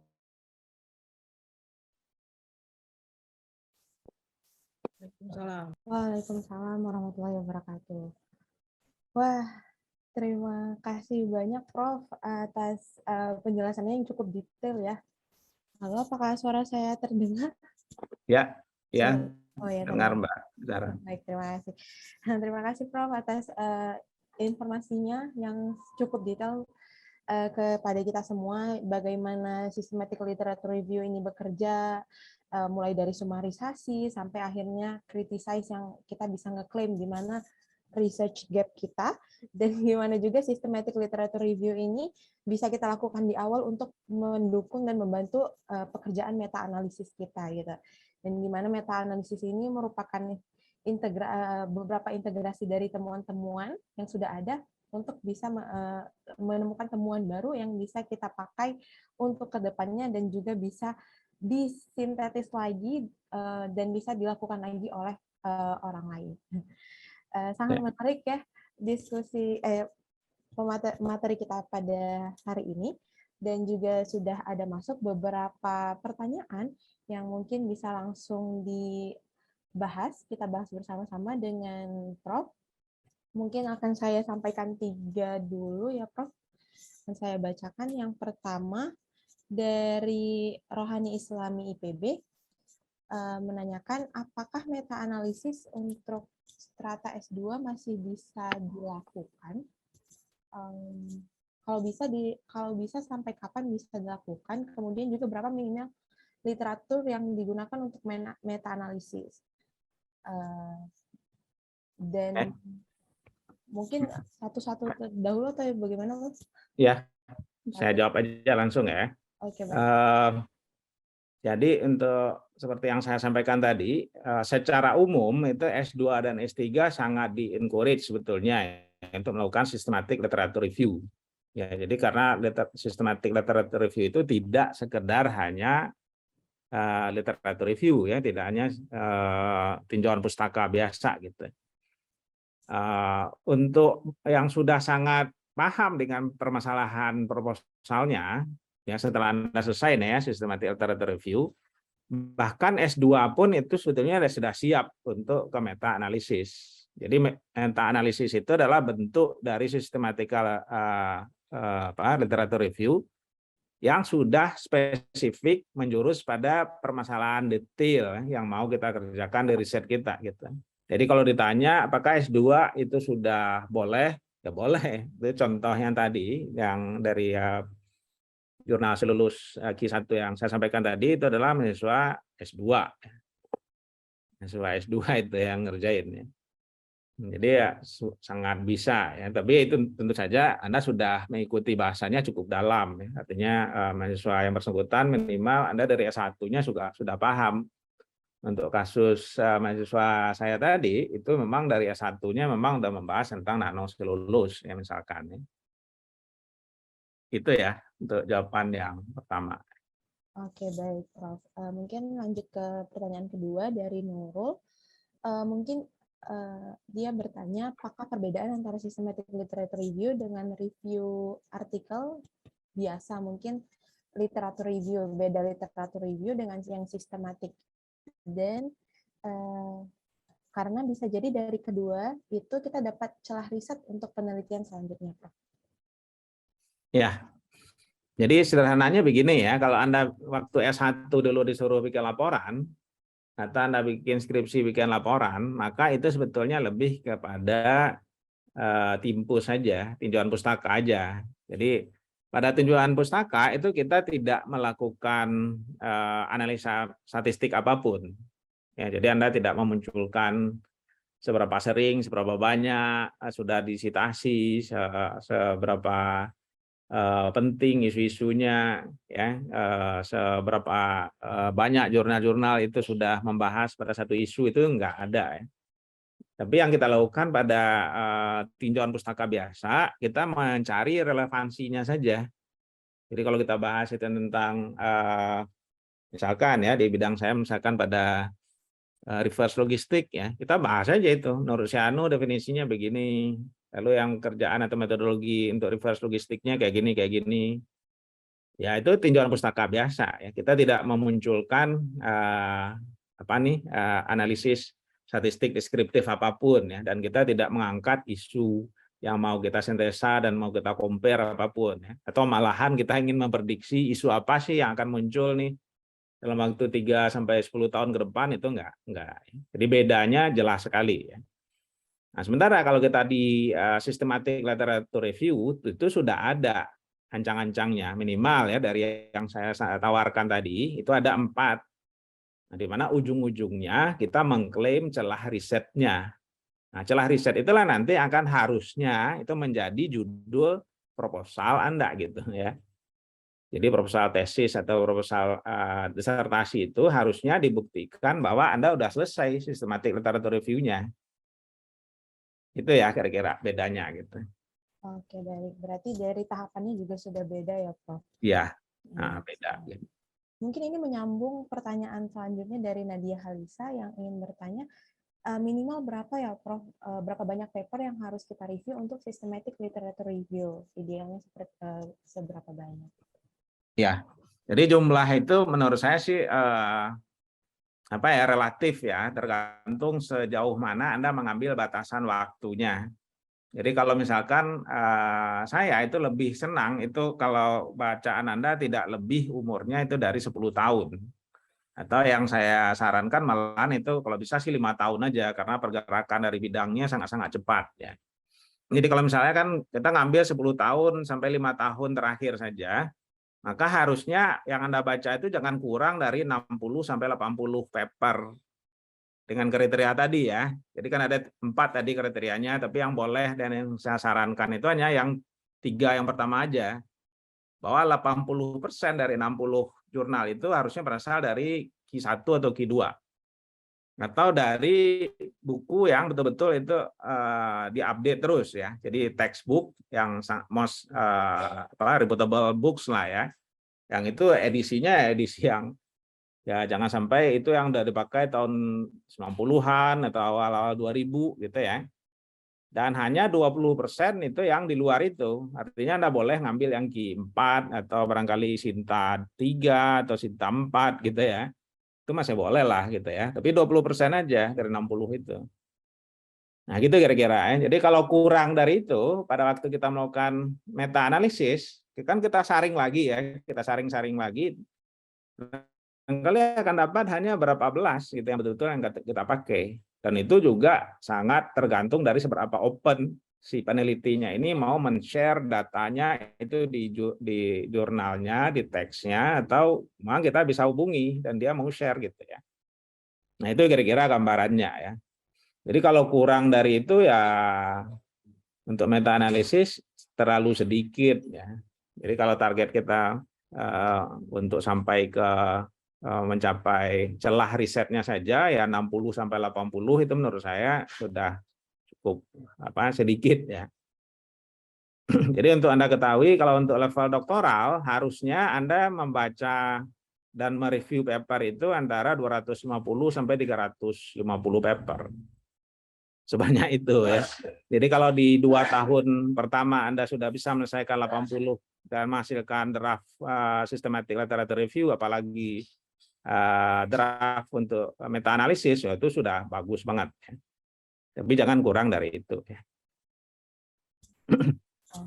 Karena hasil dari pengumpulan ini bakal jadi riset gap kita ya, Prof. Makanya harus ya berdasarkan kriteria-kriteria yang bagus. Iya.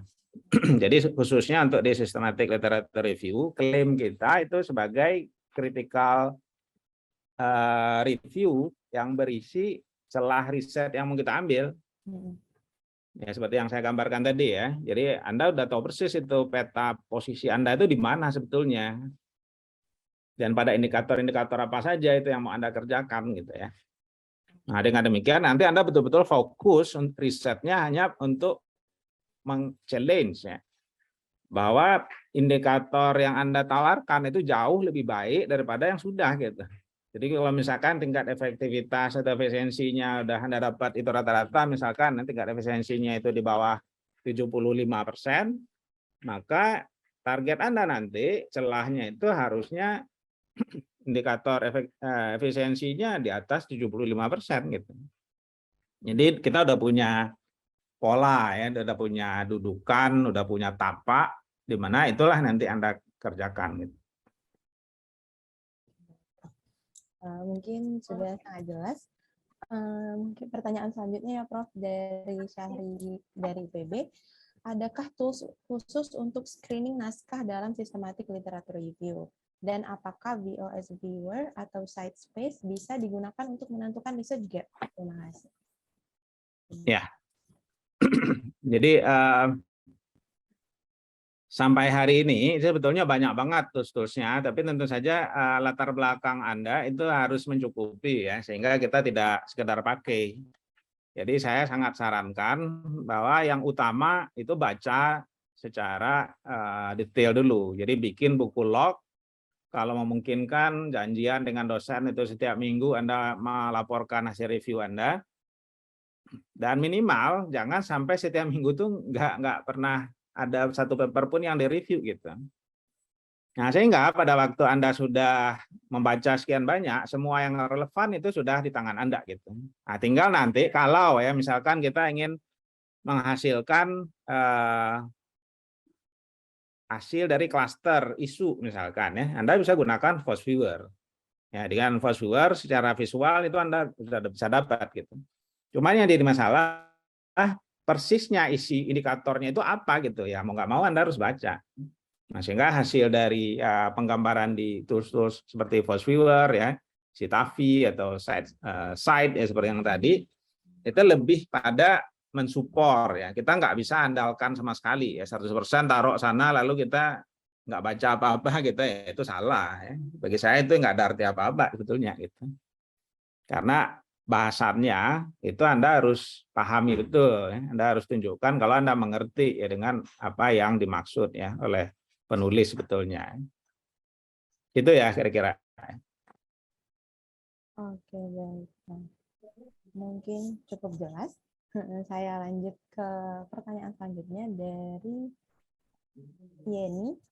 Jadi ketika melakukan SLR, ternyata ditemukan beberapa publikasi yang isinya adalah SLR pada topik yang sama dengan yang saya lakukan.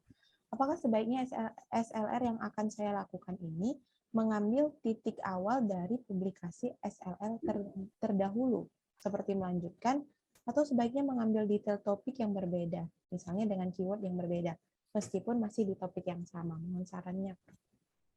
Ya, jadi ini pertanyaan menarik ya untuk yang sudah mencoba. Ini artinya penanyanya sudah mengerjakan ya minimal ya. Jadi itulah yang saya sampaikan tadi. Begitu Anda sudah bisa dapatkan celah riset Anda, maka sesegera mungkin Anda publish itu, jangan ditahan-tahan. Nah, untuk kasus yang seperti ini, Anda ternyata dapatkan yang sama. Itu adalah contoh ya di mana tapak Anda itu sudah dikuasai orang. Jadi jangan mengerjakan hal yang sama gitu ya. Jadi kalau tapak Anda dengan target hipotesa Anda ternyata sudah dikuasai orang duluan, itu menunjukkan bahwa bahasan Anda tidak mempunyai kebaruan yang cukup kuat gitu. Nah, jadi kalau di sisi saya ya looping dari proses systematic literature review dan meta analisis kita lakukan terus-menerus kan. Jadi jangan berhenti begitu ketemu yang sudah ini Anda mundur gitu ya, bukan gitu. Kita lanjutkan dengan looping selanjutnya sehingga kita bisa lihat isu sentral atau isu kritikal apa itu di kiri kanan atas bawah yang masih belum dikerjakan orang gitu. Jadi misalkan untuk kasus seperti ini Anda coba bikin hipotesa baru lagi ya, karena hipotesa Anda sudah dibuktikan orang itu sudah selesai. Nah, itu saran saya ya. Nah, sehingga kalau Anda lihat tadi salah satu catatan penting saya dalam systematic literature review bahwa prosesnya itu adalah proses yang iteratif dan incremental gitu. Dia nggak berhenti itu. Makanya sesegera mungkin Anda lakukan systematic literature review, bikin draftnya ya, dari draft yang ada itu nanti Anda publish segera gitu supaya tapak Anda ada dulu gitu.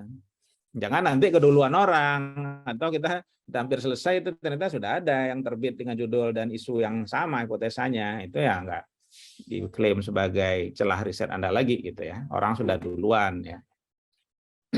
Gitu kira-kira jawabannya. Oke, baik. Cukup jelas ya, Prof. Ya, mohon maaf sebelumnya itu tadi pertanyaan dari Laili. Saya salah baca. Nah, untuk selanjutnya dari Fahrudin, dalam SLR ataupun meta-analisis, pustaka yang digunakan apakah hanya harus dari original research saja atau boleh menggunakan jenis artikel review juga? Bagaimana cara menganalisis pustaka jenis artikel review jika boleh menggunakan jenis artikel review?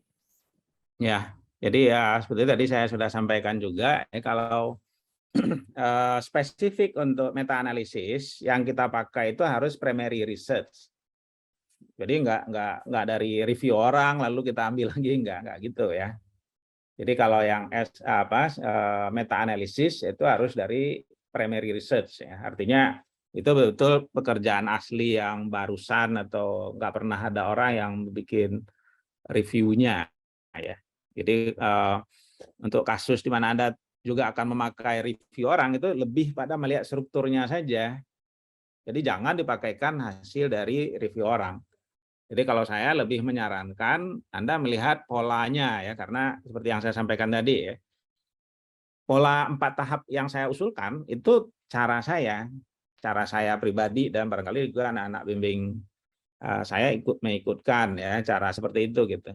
Boleh nggak yang lain? Ya boleh aja, nggak masalah gitu. Tapi jangan kita jadikan isinya, kontennya itu menjadi bahan yang akan kita ulang lagi, itu ya lebih ke pengulangan gitu. Tapi kalau caranya Anda boleh ikuti ya, pola-pola yang mana itu boleh gitu kita ikuti. Kira-kira begitu ya jawabannya. Ya, ini kita terima pertanyaan lanjutan, nggak apa-apa ya Prof, karena waktu juga masih banyak ya. Ya, lanjut. Oke, lanjut dari Yeni. Izin bertanya, Prof, pertanyaan mendasar mengenai kata kunci yang digunakan dalam penulisan literatur. Untuk membuat SLR, apakah harus menggunakan kata kunci mengikuti struktur kita?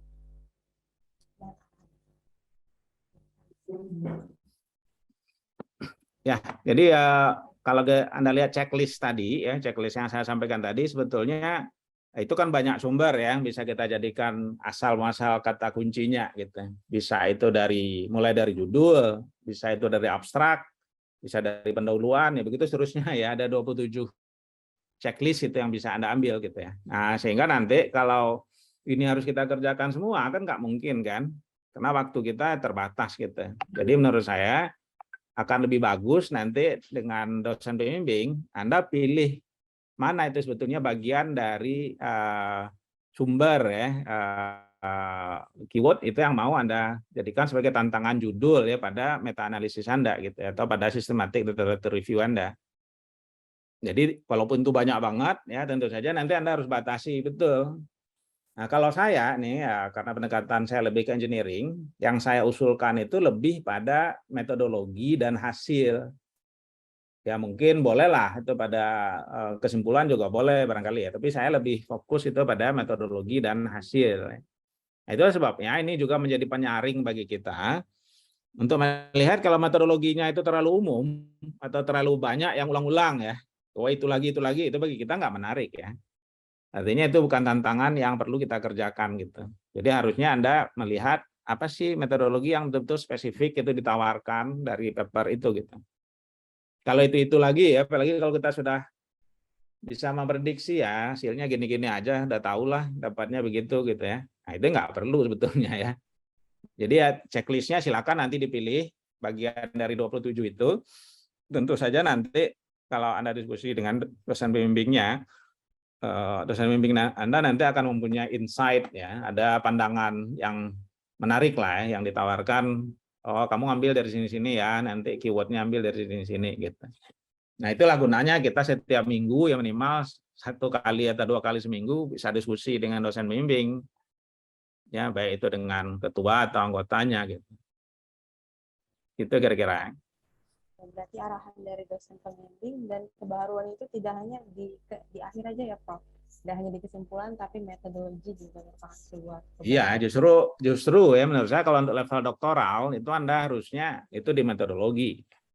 Yang baru itu caranya idenya gitu ya. Tidak itu datanya ya. Kalau datanya aja barangkali kita bisa prediksi ya, seperti yang paper yang saya tunjukkan tadi. Tapi sebetulnya lebih mahal itu dan lebih challenging untuk level doktoral itu adalah di metodologi. Mungkin pertanyaan selanjutnya dari Nurul Makfira. Izin bertanya, untuk meta-analisis, apakah nilai variabel X dan Y yang digunakan untuk uji hipotesis di meta adalah hasil data dari paper literatur R yang diambil? Ya, jadi ini sudah lebih menukik lagi ya pada bahasan di meta-analisis. Ini kurang lebih ya seperti kita melakukan pengujian hipotesa di statistik deskriptif biasa ya. Jadi Anda bisa melihat dan memilih ya nilai amatan Anda itu di hasil sekian banyak sumber itu di sumbu X-nya itu dari hasil-hasil riset sebelumnya. Dan Anda bisa memprediksikan atau memberikan hipotesa itu pada nilai Y-nya. Nah, makanya nilai Y-nya itu bisa sebagai indikator kunci, bisa itu sebagai target nilai yang mau Anda ambil itu pada riset spesifik Anda ya. Apakah itu level efektivitasnya, efisiensinya gitu ya. Apakah nilai risikonya itu bisa ditaruh di nilai Y-nya. Nah, sehingga nanti kita bisa bikin plot baru ya, kita bisa lakukan meta regresi namanya untuk menunjukkan bagaimana sebetulnya orientasi ke depannya. Itu ya kira-kira. Jadi betul-betul subject to fokus apa yang spesifik mau Anda bicarakan. Gitu. Baik, lanjut. Sebelumnya peserta atas nama Sony boleh dimatikan mikrofonnya. Ini adalah pertanyaan terakhir di chat box, tapi mungkin apabila peserta lainnya ingin bertanya secara langsung kepada pemateri hari ini, nanti bisa setelah ini kita buka sesi langsung tanya jawab langsung menggunakan mikrofon langsung boleh dan bisa dipersiapkan pertanyaan. Untuk pertanyaan terakhir dulu. Ya, silakan. Lagi, Prof, mungkin lanjutannya bagaimana jika variabel atau parameter dan indikator tersebut berbeda tetapi berinteraksi? Ya, justru itu yang mau kita buktikan kan. Ya, jadi ya seberapa signifikan ya indikator kunci tertentu itu mau kita prediksi atau estimasi ke depan. Ya, justru itu yang menjadi kontribusi kita. Jadi ya dari sekian banyak data yang ada kita bisa lihat ini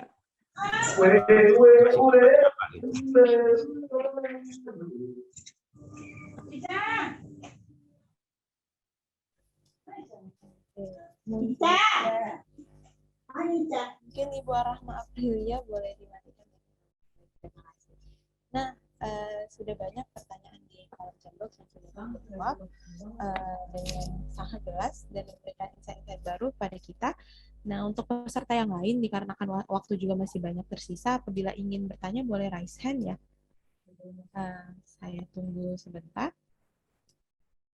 Apakah ada yang ingin bertanya langsung kepada Taufik?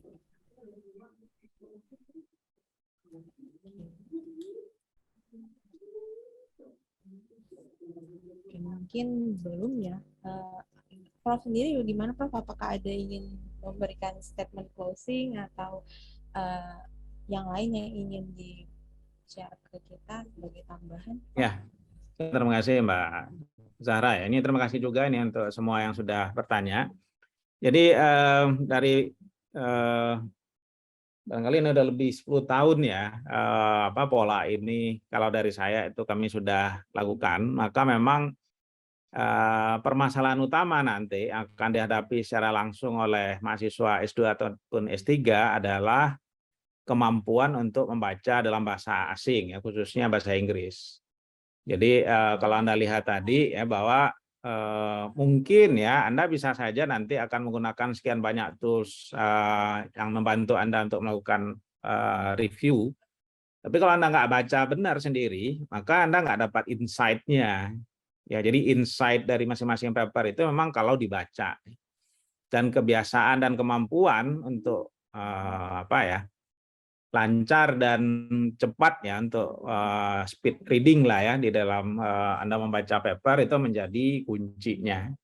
Jadi bagi Anda yang baru masuk tahun ini, saya menyarankan sekali untuk sesegera mungkin untuk mencoba speed reading itu. Ya, jadi jangan nanti udah numpuk paper, ada juga itu yang langsung nyetak paper ya, tapi itu jadi obat tidur aja gitu ya. Jadi pegang sebentar, ya ketidurannya yang cepat gitu ya, bukan pahamnya yang cepat ya. Nah itu nanti perlu ya diasah ya, apalagi untuk mahasiswa doktoral. Ya, jadi seperti yang saya sampaikan tadi, 60-80 paper itu dalam satu semester itu harusnya Anda bisa selesaikan. Jadi jangan sampai hanya 1-2 paper itu untuk satu semester. Wah, itu terlalu jauh ya.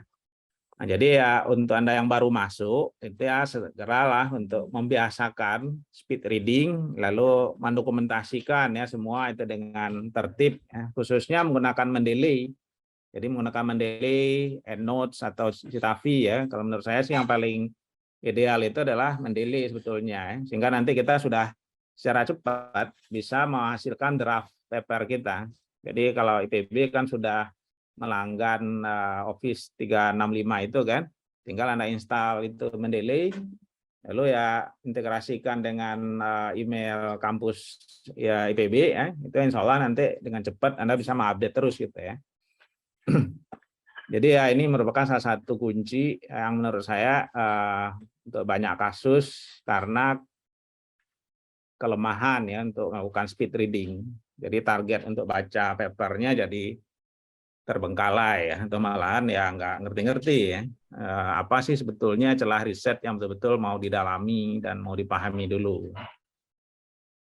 Itu kira-kira Mbak Zara, untuk mengingatkan semua juga ya, karena kan kita punya target S2 itu harusnya selesai 4 semester, S3 itu harusnya bisa selesai harusnya sebelum 6 semester ya. Tapi ya selalu ya dominannya masih sampai lebih dari itu ya. Peningkatan kuantitas membaca ya Prof, apalagi untuk jurnal-jurnal yang bereputasi itu sangat penting untuk kita, apalagi mahasiswa pasca sarjana ya, dan juga speed reading, kemampuan membaca memahami bahasa Inggris karena jurnal baik juga kebanyakan juga dipublikasi menggunakan bahasa Inggris. Nah, mungkin ini ada satu pertanyaan lagi, Prof. Kalau tools untuk membantu SLR kan cukup banyak. Untuk meta-analisis, adakah tools open source yang bisa dijadikan tools? Ya, Mbak Zara, sebetulnya tergantung framework-nya. Jadi minimal sekarang ada 4 apa 5 framework utama, termasuk yang saya sampaikan tadi ya, bisa di Prisma, ada yang di MetaLab, dan ada satu lagi itu yang dijalankan di Excel saja.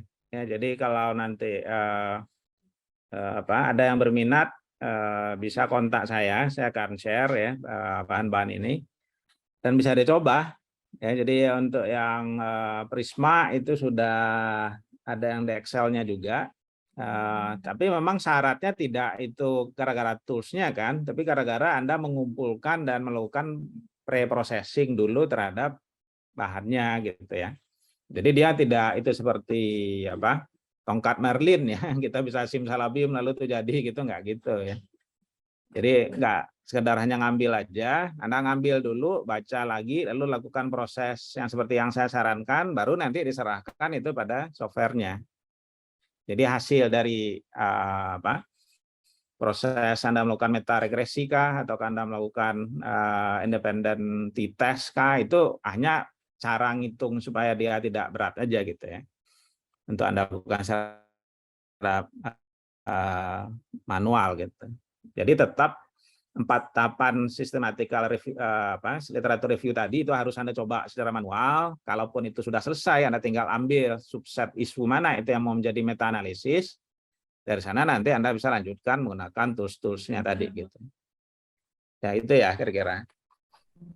Berarti tidak hanya mengandalkan tools saja, tapi tetap melakukan 4 tahapan. Oh ya, 4 tahapan tadi. Iya. Nah, ada satu lagi nih Prof, apakah tidak mengapa jika riset dilakukan hanya sampai systematic literature review aja, karena untuk melanjut ke meta analisis, effect size-nya tidak menampilkan kontrol penelitian. Oh ya, nggak ada masalah. Jadi yang wajib itu menurut saya sampai systematic literature review. Itu yang wajib ya. Jadi kalau Anda melihat dan sudah mencoba bahwa efek size-nya nggak signifikan untuk kita klaim ya nggak perlu gitu ya. Jadi itu artinya adalah bahwa Anda memang harus lakukan itu di dalam primary risetnya. Kesimpulannya begitu. Ya, jadi ini yang nanti menurut saya perlu diklaim betul ya bahwa systematic literature review itu a must. Ya, tapi meta analisis itu opsional.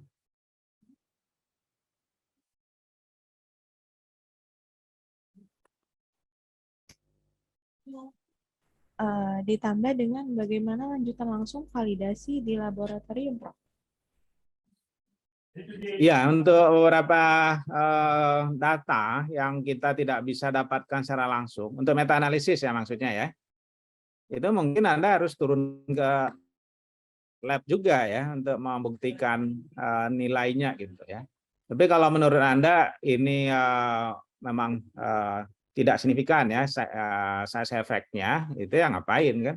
Kan mending kita masuk ke primary research kita aja daripada kita menargetkan ke sana gitu ya. Nah, sehingga asalkan itu tadi ya celah risetnya memang sudah kita klaim. Nah, sehingga primary risetnya itu betul-betul aman ya kita kerjakan gitu.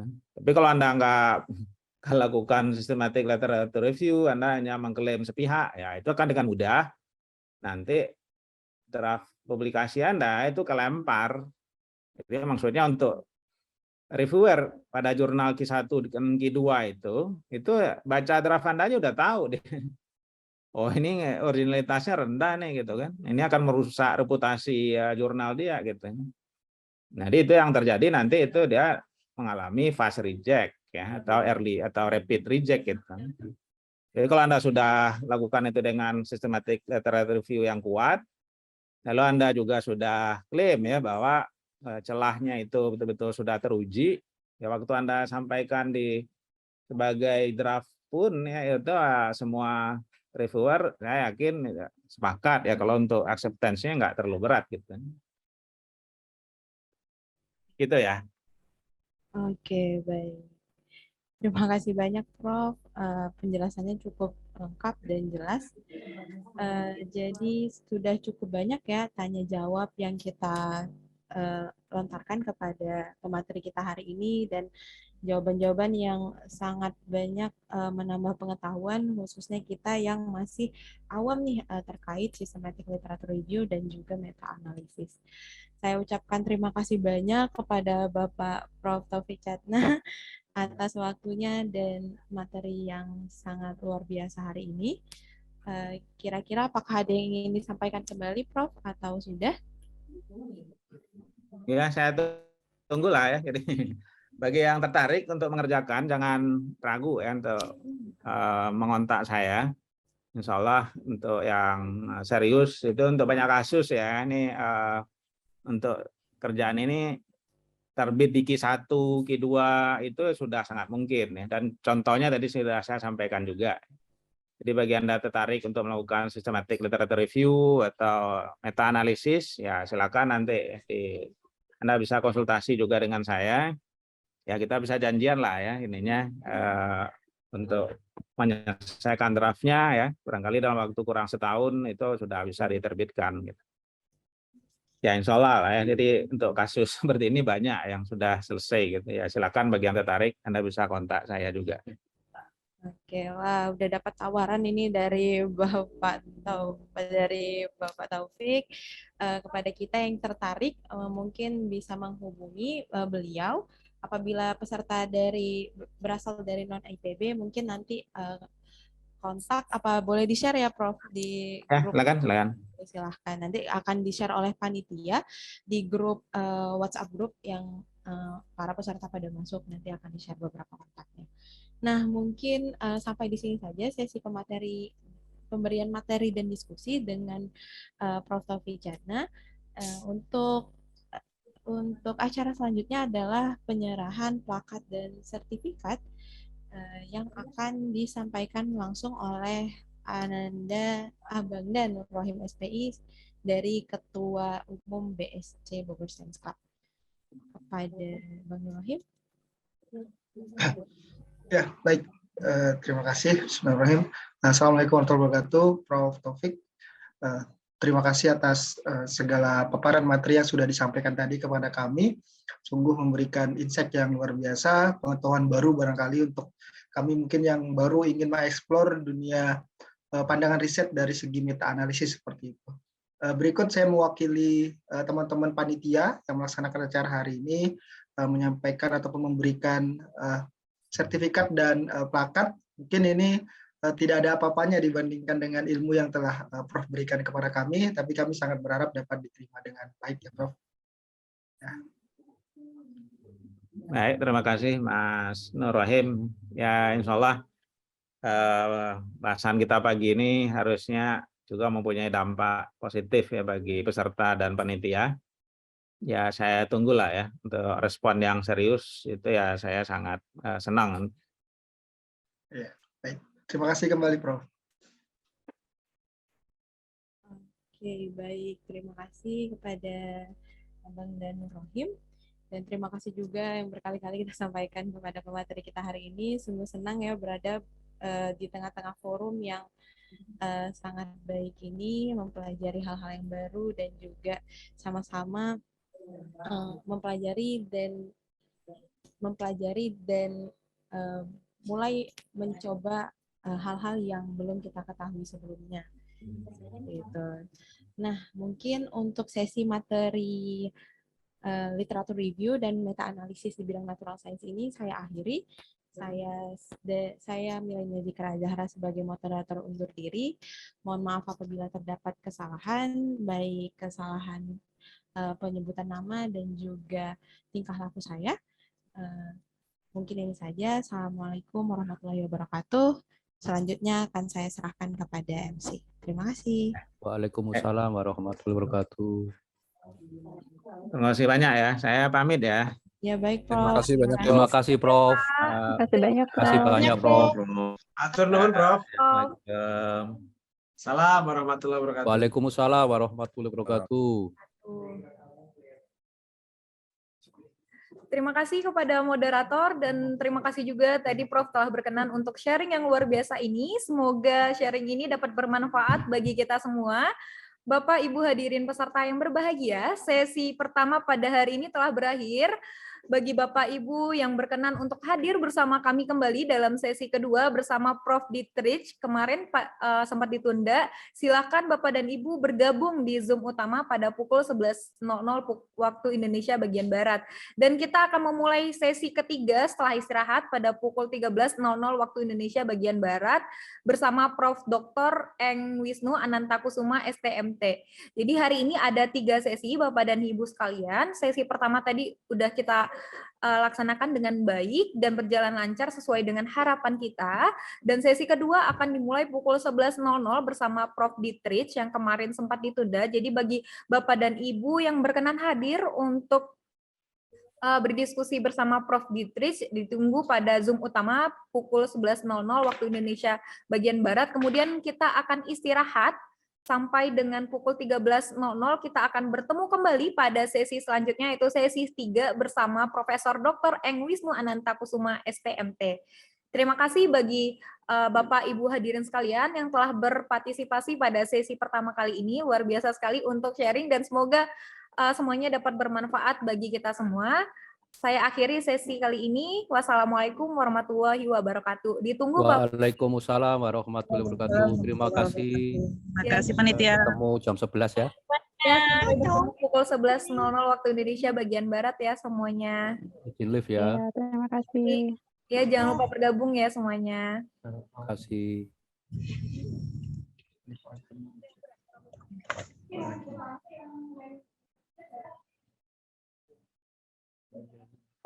Makasih Mbak Zara.